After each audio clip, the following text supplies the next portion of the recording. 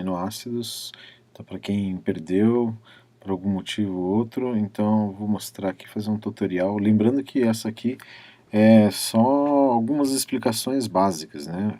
Nada substitui a aula mesmo, porque durante a aula aparecem outras coisas para a gente conversar e os assuntos, as perguntas vão surgindo e às vezes eu não consigo abordar tudo nessa aula, mas acho que vai ajudar um pouquinho para você que perdeu a aula, tá?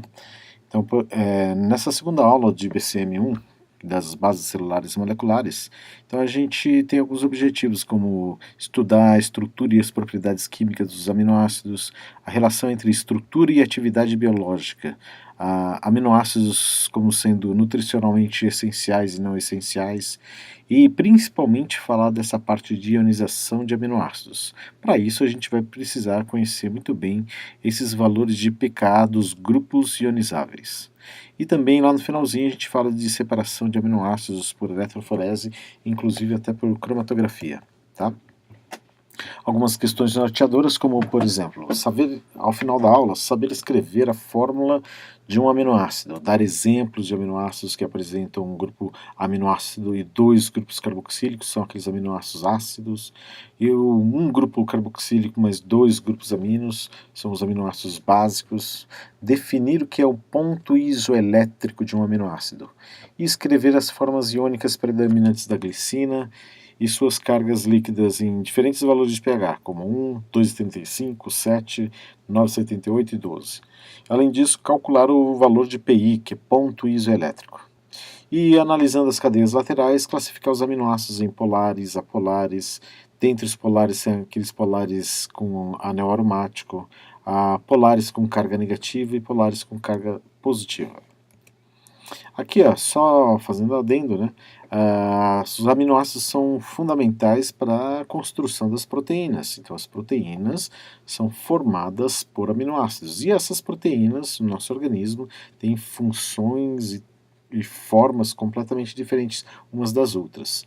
Então, com relação às funções estruturais, a gente pode exemplificar como são os componentes do citoesqueleto, da estrutura de sustentação, como, por exemplo, o colágeno.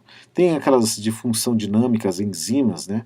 Então, as enzimas catalisam milhares de reações químicas, então, para cada tipo de conversão química, existe uma enzima que faz esse trabalho específico. Então, função dinâmica.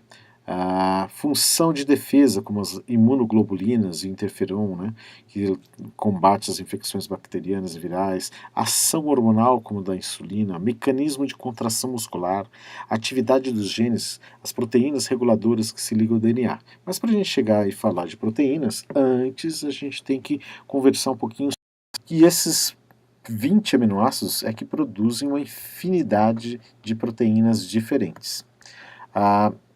Basicamente, o que a gente precisa conhecer do aminoácido? O aminoácido sempre vai ter um carbono assimétrico, um carbono quiral, tá? É aquele carbono que tem 4 ligantes diferentes. Então aqui a gente consegue verificar uma representação genérica de um aminoácido. Então você tem o grupo amino, você tem o grupo ácido carboxílico, tem um hidrogênio e tem a cadeia lateral. Uma exceção desse tipo de estrutura é a da prolina, que a própria cadeia lateral acaba se fechando nesse grupamento amino. Então essa é a prolina aqui. E quando aparece assim essas cargas positiva, negativa, é porque geralmente a gente está falando do aminoácido em pH fisiológico. E aí, para saber se aquele grupamento está protonado ou desprotonado, a gente precisaria conhecer as constantes de ionização desses grupamentos. Então, como o ácido carboxílico tem uma constante de ionização muito baixa, né, ele vai representar um certo valor de pKa. E em determinado valor de pH, ele vai estar protonado ou desprotonado. Vamos ver se eu consigo me fazer entender aqui. Em pH fisiológico, se a gente estiver falando de pH 7,4, por exemplo, o pKa desse grupamento ácido carboxílico gira em torno de 2, 2,20, 2,30, por aí. Tá? Então a gente tem um pH do meio maior do que o próprio valor do pKa desse grupamento orgânico. Então se o pK do meio é maior, então a gente imagina o seguinte, que esse grupamento já perdeu, ele já doou os íons H+, para esse meio que está faltando íon H+. Diferentemente, nós temos o grupamento amino. O grupamento amino tem um pKa em torno de 9, 9,20, 9,5, 10, dependendo do caso, mas por volta de 9, 9,5. Agora, se a gente estiver falando do mesmo meio, pH fisiológico, o pH do meio é 7,4 e o pKa é 9,25, então o pH do meio é mais ácido quando comparado numericamente ao valor do pKa. Então a gente pode imaginar, como o pH está mais ácido, você tem mais íons H+, e você consegue protonar, deixar esse grupamento protonado. Então, em pH fisiológico, você sempre vai encontrar o grupamento amino protonado, NH3 mais 1. Sempre vai encontrá-lo desprotonado, COO, O-1. Existe um outro aminoácido cuja cadeia lateral também é o hidrogênio, no caso da glicina. Então, esse também é um outro aminoácido que não tem carbono assimétrico. Por que eu estou falando de carbono assimétrico? Nesse próximo slide, a gente consegue verificar, por exemplo, a alanina. Tá? Então, você tem o carbono alfa, o grupamento amino, o grupamento ácido carboxílico, o hidrogênio, e a cadeia lateral é o CH3. Essa aqui é a alanina. Como nós temos um carbono assimétrico, então existe a possibilidade de duas configurações para esse carbono. Lembra que é igual às mãos, né? Quiros vem de mão. Então a mão direita e a mão esquerda são iguais na sua composição, têm as mesmas partes, né? Então são os isômeros. Então iso igual meros partes. Então só que tem polegar, indicador, dedo médio, anular, dedo mínimo. A outra mão também, na mesma sequência, mas espacialmente ela é ligada de uma maneira diferente. E a gente não consegue vestir a luva da mão esquerda na mão direita e vice-versa. Com as moléculas acontece a mesma coisa se existe algum carbono ligado a 4 ligantes diferentes. Então aquele carbono é chamado de carbono assimétrico e vai apresentar uma molécula muito parecida, só que ela é diferente espacialmente. Então existem dois tipos de sistemas para determinar esses estéreos isômeros, né? O sistema que os bioquímicos utilizam é o DL, dextrógero levógero. Os químicos orgânicos preferem mais esse sistema, que é muito melhor. RS, de recto sinister, que se usa as projeções de Fischer para verificar o tipo de configuração daquele carbono. A gente não consegue fazer uma associação direta para aquela molécula que é dextrógena, para se ela no outro sistema é R ou S, não dá para saber, tá? Mas como é um conhecimento muito utilizado, a gente vai continuar com esse sistema DIR, dextrógeno levógeno. Então, se você isolar um tipo de molécula, colocá-la no aparelho de polarímetro.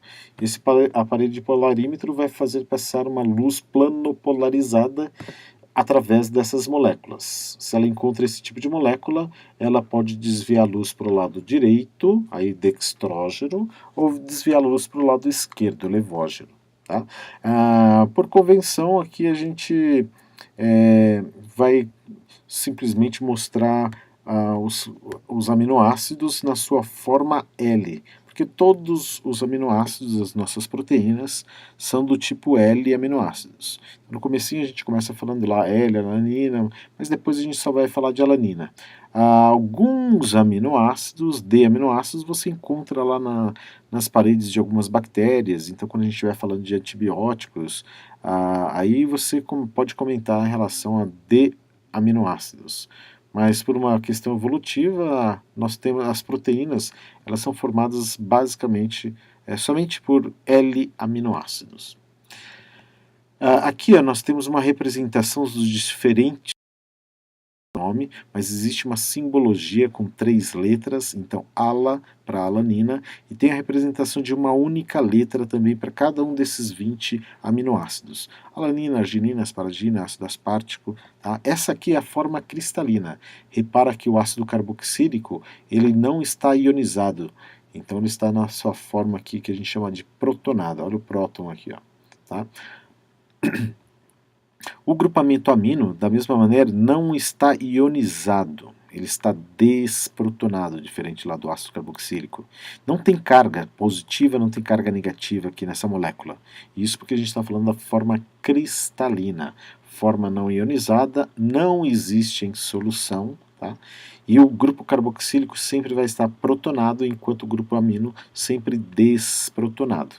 Isso eu passo porque, às vezes, no dia da prova, a gente fornece esse tipo de estrutura. E a gente quer que você consiga verificar, consiga localizar, identificar a cadeia lateral para classificar esse aminoácido. Se ele é um aminoácido polar, apolar, se é polar com carga, se é polar sem carga. Tá? Então você tem que saber visualizar quem é o carbono alfa. Carbono alfa é aquele carbono que está ligado a uma carboxila e um grupamento amino, tá? Sempre assim, dessa maneira.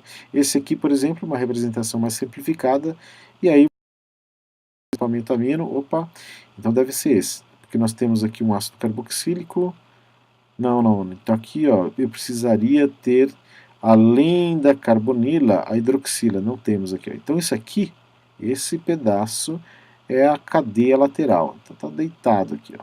Então nós temos o grupamento amino, grupamento ácido carboxílico, então carbono alfa, o carbono quiral, é bem esse aqui, ó. Tá? E o resto, CH2, CH2, C+O, NH2, criando uma amida. Esse aqui é a nossa cadeia lateral. Tá? Aqui no caso da glicina, a cadeia lateral, ou simplesmente um hidrogênio. A histidina, CH2 e esse anel. Aqui nós temos a isoleucina, CH, CH3, CH2, CH3. Então a gente tem que já olhar para essa cadeia lateral e verificar, opa, tem aqui somente carbonos e hidrogênios, carbono e hidrogênio. Então essa cadeia lateral é uma cadeia lateral apolar. Lá na frente a gente explica por que é tão importante a gente classificar os diferentes tipos de aminoácidos. Então aqui, ó, já mostrando os aminoácidos apolares, nós temos glicina, alanina, prolina, valina, leucina, isoleucina e metionina. Todas essas cadeias laterais estão destacadas aqui, ó, nessa corzinha salmão, sei lá que cor que é essa. Então, ó, repara que essas cadeias laterais, elas só têm carbono e hidrogênio, carbono e hidrogênio, carbono e hidrogênio, carbono e hidrogênio, carbono e hidrogênio, carbono e hidrogênio, carbono e hidrogênio. Opa, tem um enxofre aqui, que é um elemento um pouco mais eletronegativo.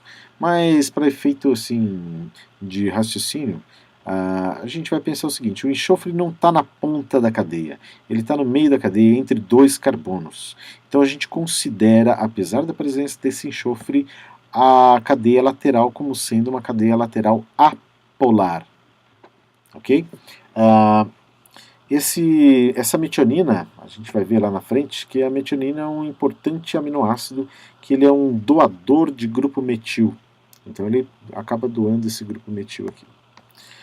Na sequência a gente tem os aminoácidos aromáticos. Durante a sala de aula eu comento bastante da fenilalanina, por causa da fenilcetonúria. Então o fenilcetonúrico ele tem uma deficiência ou ausência da enzima fenilalanina hidroxilase.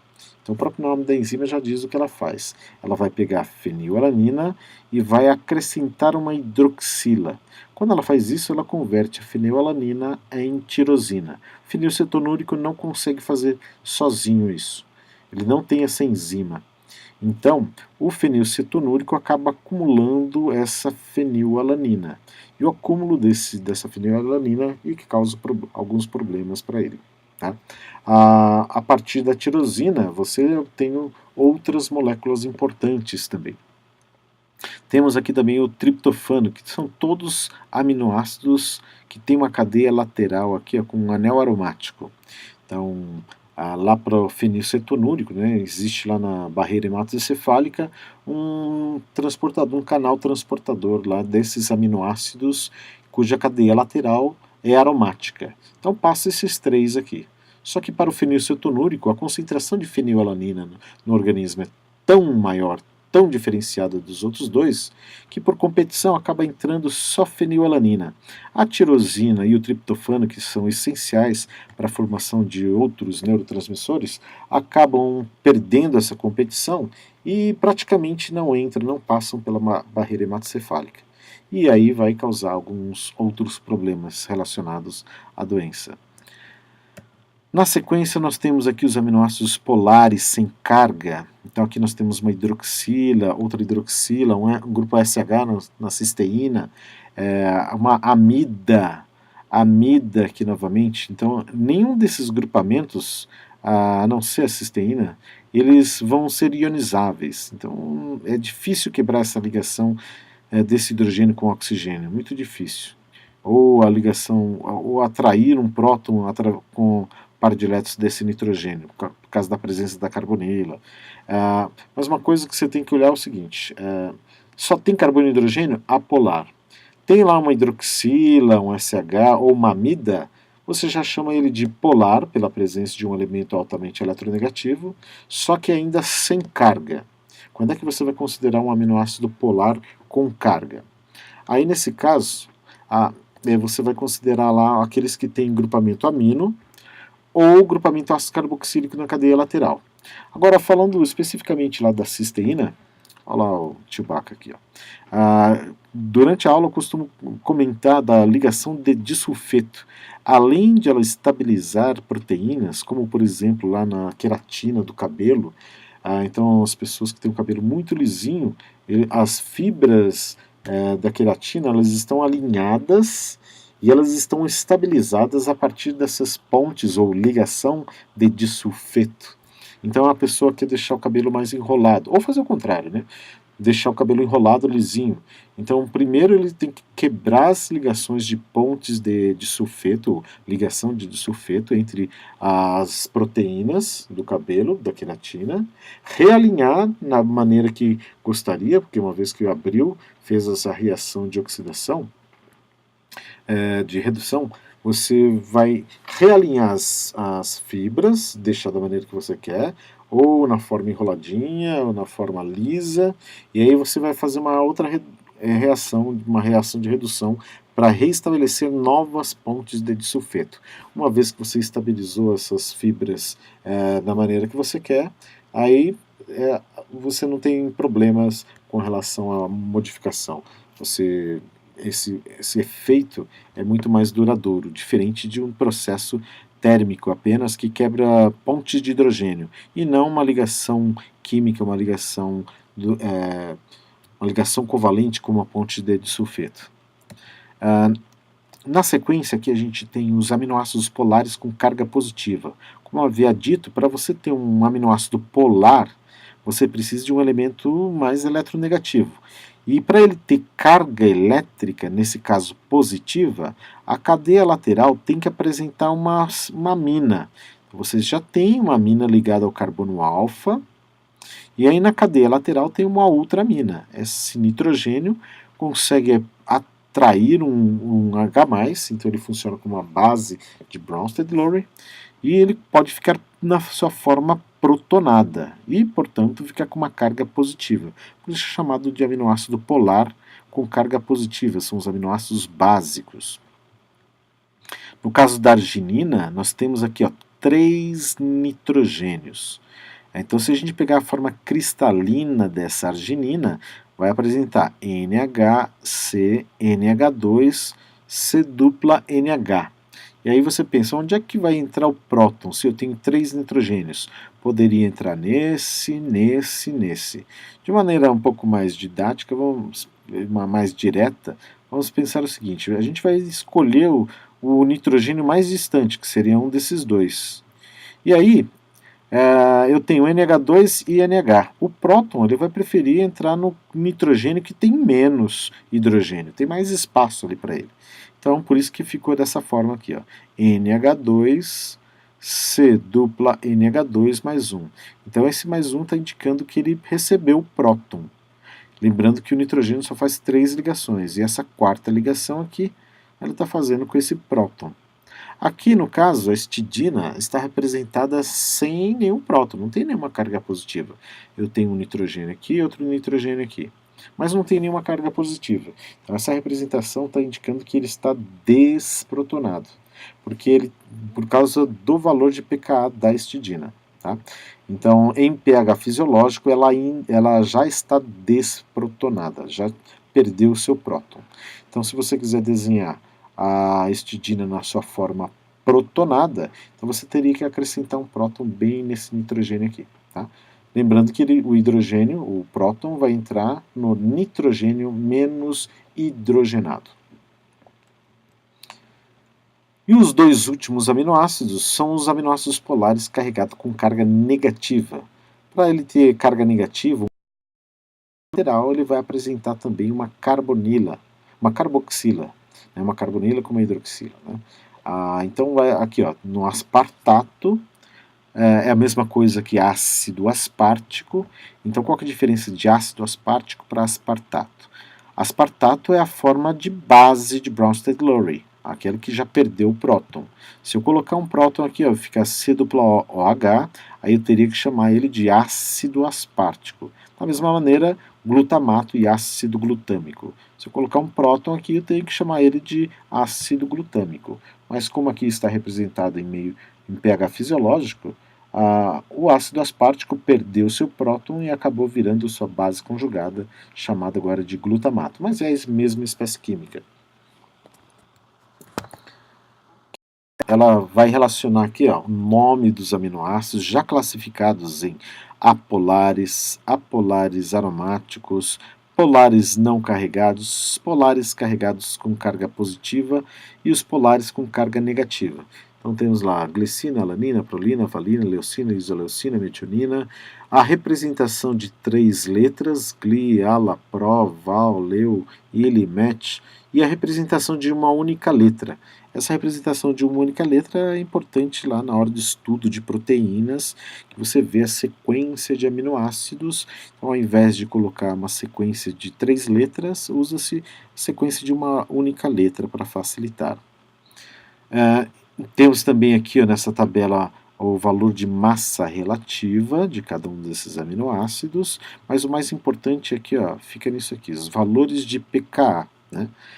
Então, pK1 sempre está relacionado ao ácido carboxílico ligado ao carbono alfa. O pK2 sempre estará relacionado ao grupamento amino ligado ao carbono alfa também. E alguns aminoácidos apresentam a cadeia lateral, que pode ter um comportamento ácido ou básico, ou pode perder próton, ganhar próton, pode ficar ionizado ou não. Então, somente alguns, como por exemplo a tirosina, a cisteína, a lisina, histidina, arginina e o aspartato e glutamato. Tá? Fora isso, as ionizações só vão acontecer no ácido carboxílico, grupamento amino desses aminoácidos. Então, repara que eu já comentei que o valor de pK1 é sempre perto de 2, 2,30, 1,99, 2,30, 2,30, 2,20, sempre perto desse valor. E o pK2 perto lá de 10,90, 9,60, 9,60, 9,13, 9,11, sempre lá perto de 9 e alguma coisa. Tá? Aqui nós temos também o ponto isoelétrico. Eu vou comentar um pouquinho melhor sobre isso. Vai ser importante para a gente conseguir separar os diferentes aminoácidos. Então existe um processo de separação a partir de eletroforese, que a gente consegue separar os diferentes aminoácidos e fazendo um raciocínio além, pensando em proteínas, então as proteínas também vão ter os seus próprios pontos isoelétricos e a gente consegue diferenciar ou separar diferentes proteínas que têm pontos isoelétricos diferentes.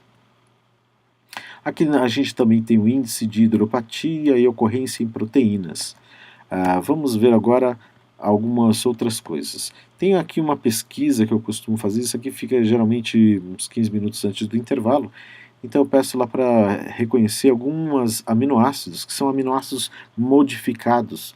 Então hidroxiprolina é a modificação da prolina e assim por diante. Tem algumas importâncias para esses aminoácidos incomuns.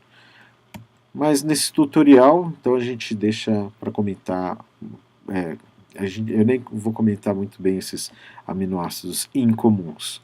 Vamos lá para o mais importante, que a gente chega aqui à parte de ionização de aminoácidos. Então, começando, por exemplo, com um aminoácido bastante simples, a glicina. ela vai ter lá o seu ácido carboxílico, grupamento amino. Então, numa titulação, como esse aminoácido tem dois grupamentos passíveis de sofrer ionização, ganhar prótons, perder prótons, então eles podem apresentar duas regiões tamponantes, de efeito tampão.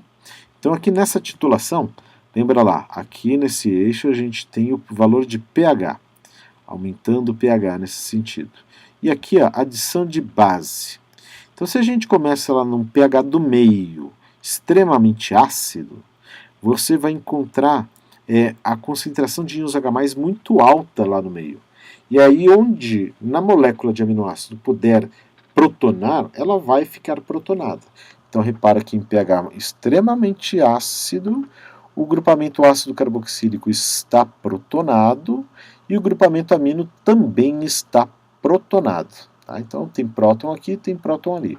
Então nesse extremo de pH, você só tem um único tipo de espécie química presente, que é essa espécie química que você está vendo aqui. Tá bom? Conforme você vai adicionando pequenas quantidades de base que você está adicionando, vai aumentar rapidamente o valor de pH.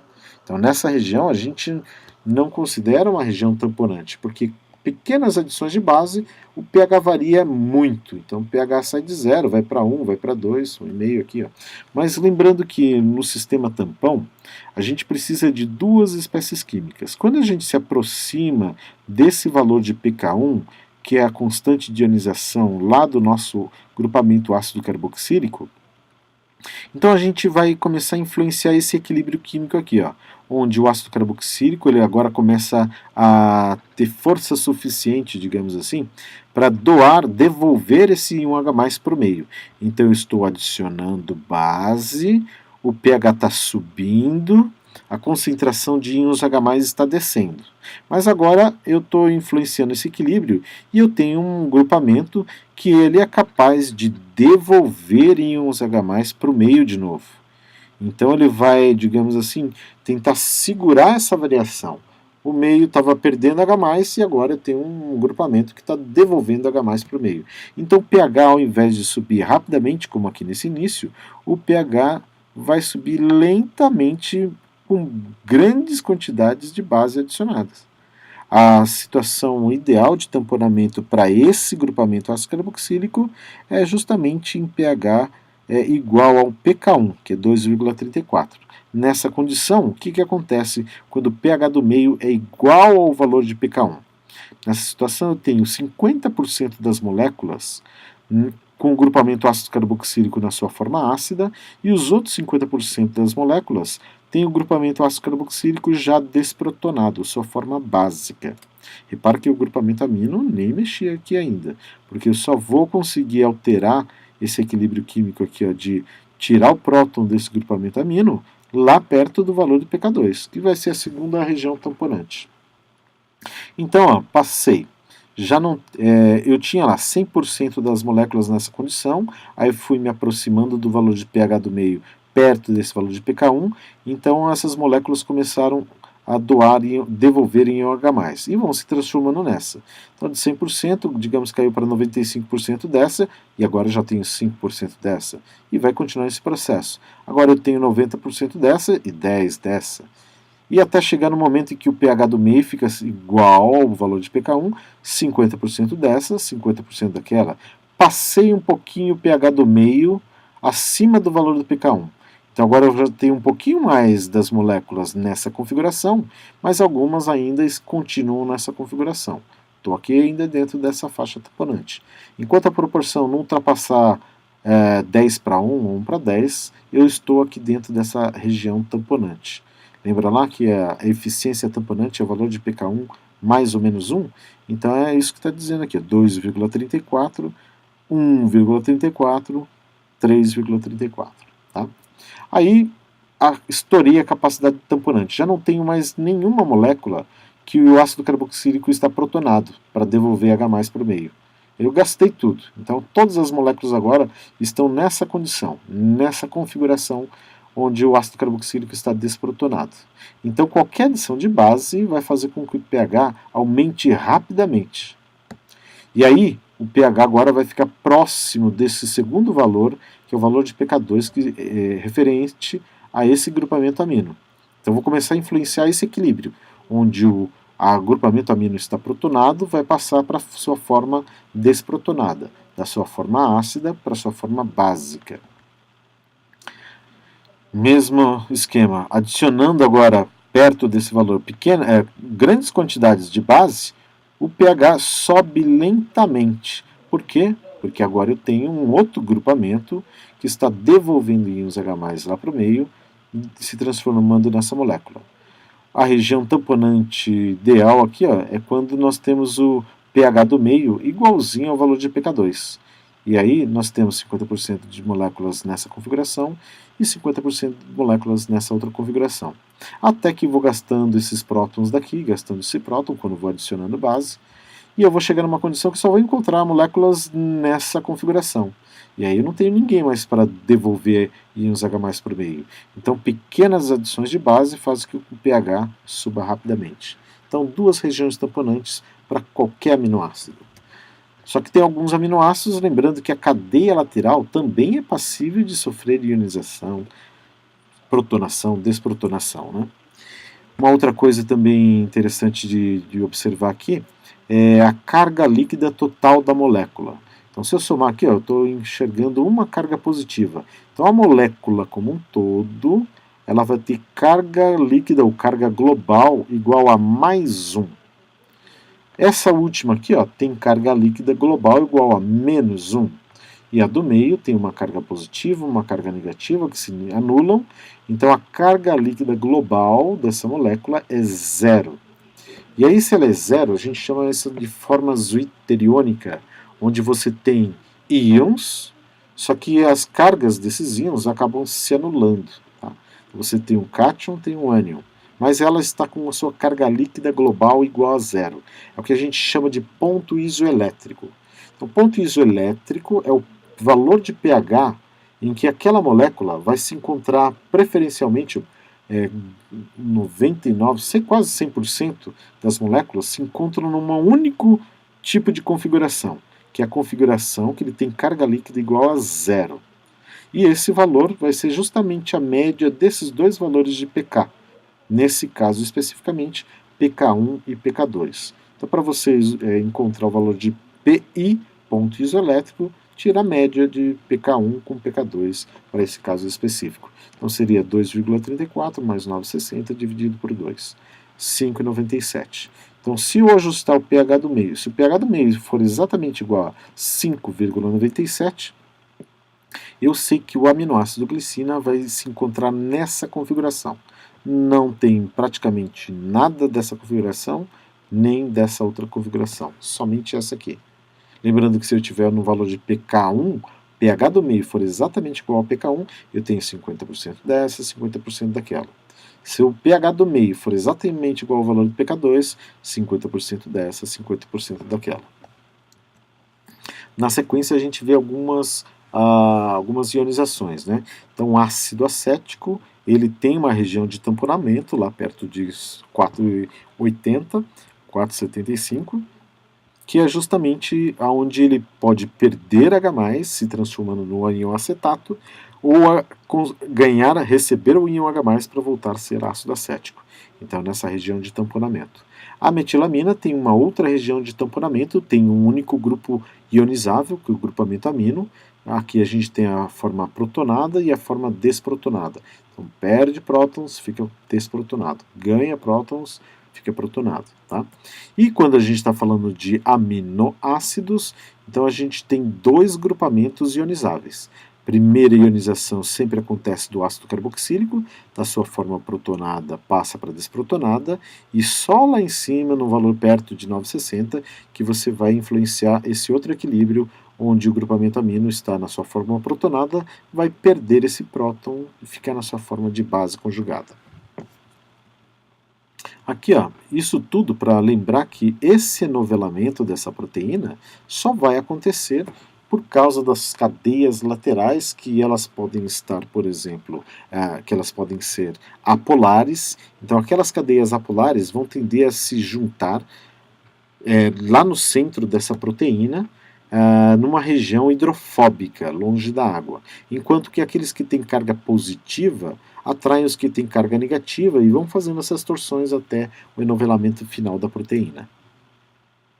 Com relação às proteínas, né, então um peptídeo ou proteína é formado a partir de uma ligação peptídica. Então, por uma ação enzimática, você tem a retirada dessa hidroxila. Na verdade, não é tão simples assim. Você tem gasto de ATP, então você liga um fosfato, mas isso fica por uma outra hora. Aqui, ó, simplificando, você tem o primeiro aminoácido, que é a cadeia lateral do primeiro aminoácido, grupamento amino, grupamento ácido carboxílico. Segundo aminoácido, cadeia lateral, ácido carboxílico, grupamento amino. E aí o ácido carboxílico do primeiro aminoácido com o grupamento amino do segundo aminoácido. Então tiro essa hidroxila, tiro esse hidrogênio e faço a ligação que é chamada de ligação peptídica. Então, para você localizar uma ligação peptídica, é entre uma carbonila, C-O, e o nitrogênio. Então, essa ligação entre carbonila e nitrogênio é a ligação peptídica. Tem uma característica que esses 4 elementos eles acabam formando um plano. E aqui, ó, existe essa dupla ligação que faz uma ressonância aqui, ó, e você tem essa ligação peptídica com um caráter de dupla ligação. E dupla ligação não torce, você não consegue torcer essa ligação, girar essa ligação livremente. Ela fica presa num plano. Então esses 4 elementos formam um plano. O que você consegue girar livremente são essas outras ligações. Essa ligação e essa outra ligação aqui. Essas você consegue girar livremente. E isso que ajuda aquele novelamento que a gente acabou de ver. Ou alguns exemplos de um peptídeo de cadeia pequena, nós temos 1, 2, 3, 4, 5 aminoácidos. A gente sempre escreve lá da extremidade aminoterminal, ou N-terminal, na direção da extremidade carboxiterminal, ou C-terminal. Tá? Então, o que está destacado aqui, ó, em rosa são as cadeias laterais. Então, você tem que saber identificar que isso aqui, ó, é uma cadeia lateral polar, mas polar sem carga. Aqui uma cadeia lateral apolar. Uma cadeia lateral apolar com aromático. Ou levemente polar nesse caso, por causa da presença da hidroxila bem na ponta, você tem uma cadeia lateral levemente polar. Mas aqui, ó, fica bem claro, né? Ó, uma cadeia apolar sem carga, como essa também apolar sem carga. A diferença desse para esse é o tamanho, né? O volume que causa. Então, se eu posso girar essa ligação, eu vou tentar girar de maneira a otimizar os espaços, para que não se choquem esses grupamentos. Então, eles fiquem o mais afastados uns dos outros possível. Então, numa mutação genética, se eu faço uma mutação genética trocando o aminoácido de uma proteína, trocando um aminoácido que tem cadeia lateral pequena e apolar por outro que tem a cadeia lateral pequena e também apolar, como são muito semelhantes, a probabilidade de dar um erro no nivelamento é bem menor do que se, por exemplo, trocar uma cadeia lateral pequena apolar por uma grande polar. E aí você vai ter uma dificuldade de enovelar de maneira adequada e o peptídeo ou a proteína ele pode perder a sua atividade biológica. Outros exemplos aqui, ó, alanina, glutamato, glicina e lisina. Então as cadeias laterais estão aqui. Ó. Então repara que nós temos aqui uma cadeia lateral com carga positiva, aqui uma cadeia lateral com carga negativa. Então isso pode causar uma atração eletrostática, uma interação do tipo iônica. Então, se eu pegar vários cadeias laterais que são apolares, eu vou fazer uma interação do tipo hidrofóbica.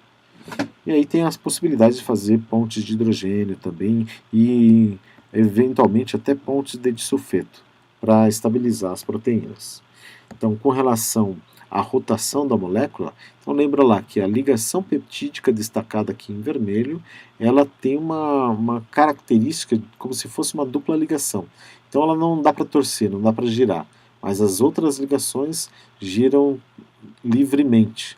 Então você pode ir ajustando para que essas cadeias laterais elas se ajustem no espaço a não se chocar umas com as outras ou para conseguir ter uma interação, seja ela hidrofóbica, seja ela iônica, ou fazer uma ponte de hidrogênio de maneira mais adequada e otimizada. Então aqui ó, mostrando o giro dessas ligações, que é chamado de ângulo φ e ψ. E alguns peptídeos e polipeptídeos biologicamente ativos. Então, falo lá na aula sobre o aspartame, que é formado a partir lá da fenilalanina e de um aspartato, né? Então, a cadeia lateral do aspartato, a ligação peptídica, que é a C-ON, outra ligação peptídica, não, uma única ligação peptídica, são 2 aminoácidos. E esse segundo aminoácido, eu peguei o ácido carboxílico e modifiquei, coloquei um CH3 aqui. É por isso que tem gente que acredita que pode só fazer mal o aspartame, porque na hora da degradação você pode formar aqui ó, metanol, mas em pequenas quantidades a gente consegue eliminar isso com uma certa facilidade. Tá? Outros proteínas. Então repara aqui ó, com relação à massa molecular, mas principalmente com relação ao número de resíduos e número de cadeias polipeptídicas. Então essa aqui, ó, o citocromo C humano, tem uma única cadeia de peptídeo, de aminoácidos ligados, são 104 resíduos de aminoácidos. A gente chama de resíduos de aminoácidos porque durante a ligação peptídica ele deixou de ser aminoácido, né? E a ligação feita, ele vira, na verdade, uma amida. Então, você juntou 104 aminoácidos dentre aqueles 20 possíveis, fez uma combinação desses 104 aminoácidos, que vai ter uma característica de enovelamento e vai ter a função biológica que a gente chama ele e dá o nome de citocromo C. A ribonuclease A, por exemplo, ela tem 124 resíduos de aminoácido. É uma única cadeia polipeptídica. Assim como a lisozima, lá da clara de ovo de galinha. Ele tem 129 resíduos de aminoácido. Mioglobina, 153 aminoácidos.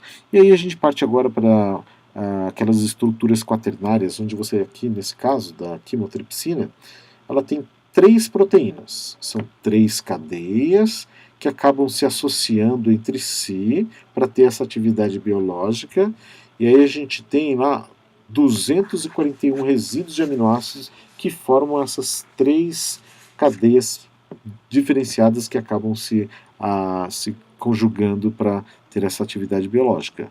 O exemplo clássico de estrutura quaternária é da hemoglobina, que são 4 proteínas que acabam se associando entre elas, e se a gente for contar os aminoácidos, são cerca de 574 aminoácidos envolvidos nessas 4 cadeias polipeptídicas. A titina humana, ela é uma única sequência, uma única proteína formada a partir de 26.926 resíduos de aminoácidos. Nessa outra tabela, a gente consegue enxergar aqui, ó, exemplo do citocromo C bovino e do quimotripsogênio bovino também. E as diferenças com relação ao número de resíduos de aminoácidos por molécula. Então lá nós temos 6 alaninas, 2 argininas e assim por diante. Você tem a quantidade de cada um desses aminoácidos, no total 104 aminoácidos.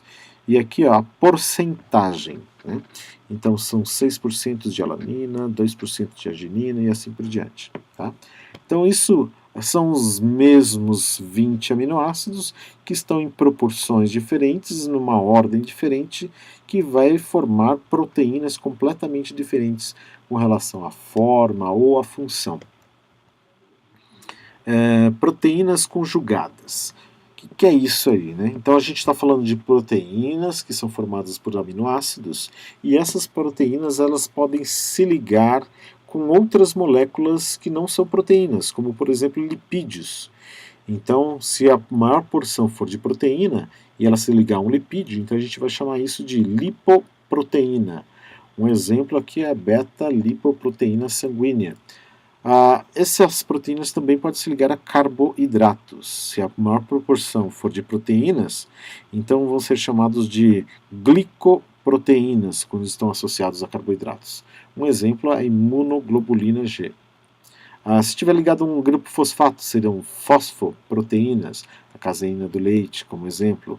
Grupo M é a porfirina férrica, é uma outra molécula orgânica, mas ela não é uma proteína, e ela acaba se associando a essas proteínas da hemoproteínas, né, o grupo M.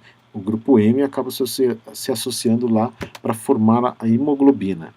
E só com essa associação é que ela vai apresentar atividade biológica. Pode se associar ainda a nucleotídeos ou a íons metálicos, como ferro, zinco, cálcio, molibdênio, cobre. Então, são exemplos de proteínas que estão conjugadas com outro tipo de molécula que a gente chama de grupo prostético. Para estudar proteínas ou aminoácidos, a gente pode abrir mão de cromatografia, seja ela líquida ou gasosa, ou eletroforese. Eu vou falar um pouquinho mais de eletroforese, mas antes mostrando um pouquinho de cromatografia. Então, existem alguns termos importantes de cromatografia, como fase móvel, fase estacionária, coluna cromatográfica e detector, né? Então, aqui a gente tem um reservatório de um solvente, que vai ser a nossa fase móvel. Então, ela vai ser bombeada e vai ficar atravessando essa coluna o tempo todo. E vai sendo bombeada para conseguir arrastar a minha amostra, minha amostra complexa, cheia de diferentes moléculas, através dessa coluna cromatográfica. Dentro dessa coluna, a gente coloca um recheio que a gente chama de fase estacionária. Então, é um recheio que vai oferecer algum tipo de interação com alguns tipos de moléculas e vai promover a separação entre elas. Então, moléculas que conseguem interagir com essa fase estacionária, elas gastam tempo e demoram mais para sair da coluna cromatográfica. Outras moléculas que não interagem, elas passam mais rapidamente sendo arrastadas por essa fase móvel. E assim você consegue separar diferentes tipos de moléculas. Alguns processos aqui, por exemplo, o processo de troca iônica. Então, você tem a sua fase estacionária, que está representada por essas bolas cinzas, e nesse caso ela é uma fase estacionária que tem carga negativa, então uma resina aniônica, poderia ser o contrário. Aí, quando você coloca a sua amostra para ser arrastada junto com a fase móvel, então aquelas moléculas da sua amostra que têm cargas opostas, elas vão acabar se ligando nessa fase estacionária e perdem tempo. Outras moléculas que não têm carga, elas não interagem e passam mais rapidamente. Então, você consegue fazer uma separação. Um outro processo é o processo de exclusão. Então, a fase estacionária agora ela tem poros. Então, pequenas moléculas elas conseguem entrar nesses poros, perdem tempo dentro desses poros e vão demorar mais para sair na coluna cromatográfica. Diferente das moléculas grandes, que elas não entram nos poros, passam ao largo aqui e acabam saindo mais rapidamente através dessa coluna cromatográfica. E um último processo é onde a sua fase estacionária ela tem lá ligado covalentemente um ligante. Então, se a molécula tem interesse de se ligar nesse ligante, né, acaba perdendo tempo. Outras moléculas que não têm afinidade, elas passam rapidamente sem perder tempo e saem primeiro na coluna cromatográfica. Então, assim, só um pouquinho de cromatografia para vocês. Tá? Agora, para entendermos a parte de eletroforese, a gente tem que voltar na ionização desses aminoácidos. Aqui é a representação lá do grupamento amino, protonado, ácido carboxílico protonado, e a gente vai desprotonando, tirando prótons progressivamente. Lembra que o primeiro próton a ser perdido é do nosso ácido carboxílico, então passa da sua forma ácida para a forma de base conjugada. Segundo, a gente tem lá o grupamento amino, que passa da sua forma ácido conjugado para base conjugada, perdendo esse próton. Tá? E aqui, ó, a carga elétrica, carga global final. Essa molécula tem uma carga mais 1. Essa é a forma zwitteriônica, carga 0. E a forma menos 1. Por que é importante a gente verificar essas cargas? Aqui, ó, um exemplo de 2 aminoácidos que a cadeia lateral também é ionizável. No caso aqui do glutamato, a cadeia lateral tem um ácido carboxílico, então ele pode estar protonado ou desprotonado. Então, nesse caso, como a cadeia lateral também é ionizável, eu vou ter, além das cargas mais 1, 0, menos 1, como todo aminoácido, nesse caso eu também vou ter uma outra molécula que vai ter carga líquida total menos 2. E no caso da histidina, é o contrário. A gente tem, além da carga mais 1, 0, menos 1, uma outra quarta configuração para esse aminoácido, que vai apresentar carga elétrica total, ou final, ou global, mais 2. E só terminando aqui a explicação em cima disso aqui, como nós temos 3 equilíbrios químicos envolvendo protonação e desprotonação, são 3 regiões tamponantes. E como é que a gente conseguiria calcular o valor de PI? A gente precisa procurar a molécula que tenha carga líquida global igual a 0. Então, nesse caso, é essa molécula aqui. Ó. Então, eu vou ter que pegar um valor de PI, ponto isoelétrico, bem entre esses dois valores de pK1 e pKr. Então, eu vou tirar a média de pK1 mais pKr. 2,19 mais 4,25, tirando a média, 3,22. Então, se eu ajustar o pH para pH 3,22, praticamente 100% das moléculas estarão nessa configuração aqui, ó. Grupamento amino protonado, grupo ácido carboxílico desprotonado e aqui ainda protonado. Tá? No caso da histidina, olha, repara aqui, ó, que a nossa carga 0, carga global 0, é para essa configuração aqui.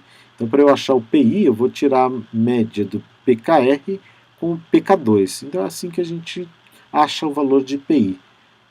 Achando primeiro a molécula que está com carga líquida 0 e tirando a média para saber exatamente em que valor de pH que a molécula vai apresentar somente essa configuração. Então, nesse caso, 6 mais 9,17 dividido por 2, 7,59. Ajusto o pH para lá. Ou ajusto não, né? No caso de uma eletroforese, existem 2 tipos de separação possíveis. A gente pode separar através de tamanho relativo, então as amostras sendo atraídas para o polo positivo ou polo negativo, elas vão caminhar através do gel e vão ser separadas através de tamanho.